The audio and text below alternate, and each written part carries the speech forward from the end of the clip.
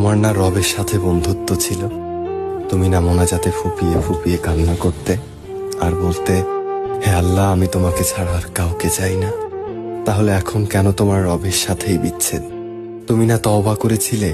তুমি না আল্লাহর জন্য সব ছেড়ে দিয়েছিলে? তুমি না বুঝতে পেরেছিলে তোমার আসল ঠিকানা কোথায়? তুমি না মুমিন হতে চেয়েছিলে, ইসলাম মেনে চলতে চেয়েছিলে? ভুলে গেছো? আবার কেন পাপে জড়াতে শুরু করলে? তুমি না সিজদায় পড়ে কেঁদেছিলে তোমার গুনাহের জন্য? তাহলে কেন আবার দুনিয়ার ধোকায় পড়ে গেলে? তুমি কি হেরে গেলে তোমার নফসের কাছে? আল্লাহর প্রিয় হতে পারলে না? বারবার শয়তানের ফাঁদে পা ফেলছো। ব্যাপার না, এখনো সময় আছে।